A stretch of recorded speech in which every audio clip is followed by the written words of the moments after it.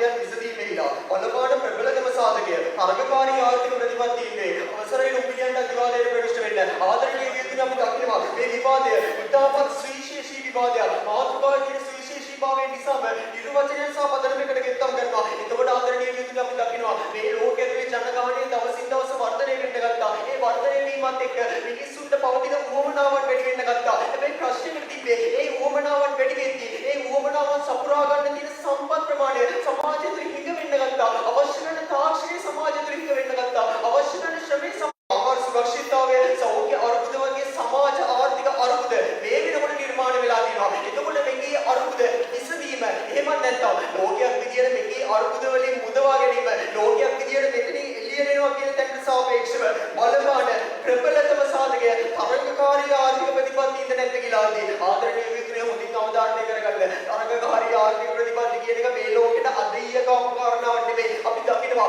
ලෝකයේ ඇතුලේ අතීතයේ ඉඳලා කාලාන්තරය තිස්සම තරගකාරී ආර්ථික ප්‍රතිපත්තිය කියන එක තිබ්බා. එතකොට මොකද්ද තරගකාරී ආර්ථික ප්‍රතිපත්තිය කියන්නේ? අපි දකිනවා රටක් ගත්තට පස්සේ ඒ රටේ ආර්ථිකය ඇතුලේ තියෙන තරගකාරීත්වය වැඩි කරගන්න උන් කලාපීය වශයෙන් වෙන්න පුළුවන්, රටක් වශයෙන් වෙන්න පුළුවන්. නිර්මාණය කරගෙන තියෙන උපාය මාර්ගය මොකද්ද? ඒකී ආර්ථික උපාය මාර්ගය තමයි තරගකාරී ආර්ථික ප්‍රතිපත්තියක් වෙන්නේ. එතකොට මතක තියාගන්න මේ තරගකාරී ආර්ථික ප්‍රතිපත්තියක් හැමතිස්සෙම තරගකාරීත්වය පෝෂණය කරනවා. තරගකාරීත්වය අභිප්‍රේරණය කරනවා මිසක් තරගකාරීත්වය විනාශ කිරීමකට ලක් කරන්නේ නැහැ. තරගකාරීත්වය විනාශ කරනවා නම් ඒකී විනාශකාරී ප්‍රතිපත්තියක් මිසක් ඒක තරගකාරී ආර්ථික ප්‍රතිපත්තියක් නෙවෙයි ආදරණීය විද්‍යාඥයෝ. සාමුදින් අවධාරණය කරගන්න. මේකී තරගකාරී ආර්ථික ප්‍රතිපත්තියක් අපි දකිනවා. ලෝකයේ ඇතුලේ ගෝලීය වශයෙන් කතා කරද්දී කලාප වශයෙන් ආර්ථික ප්‍රතිපත්ති නිර්මාණය කරගන්න පුළුවන්. රටවල් වශයෙන් ආර්ථික ප්‍රතිපත්ති නිර්මාණය කරගන්න පුළුවන්. ඒ වගේම තමයි රටක් අභ්‍යන්තරයේ තුලින් පවා ඔය කියන තරගකාරී ආර්ථික ප්‍රතිපත්ති නිර්මාණය කරගැනීමේ හැකියාවක් තියෙනවා.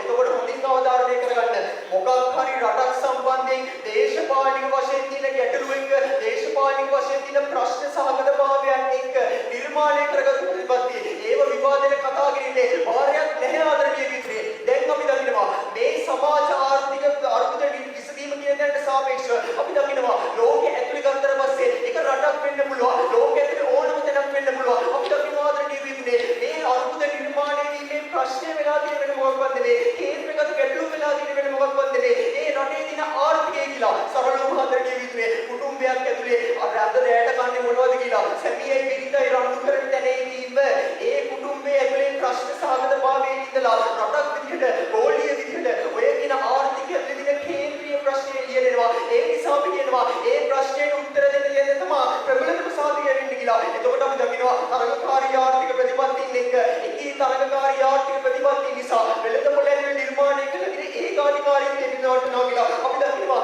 ඒකත් එක්ක අලුත් තාක්ෂණය එනවා. පෞද්ගලික විවසායන් නගා සිටවනවා.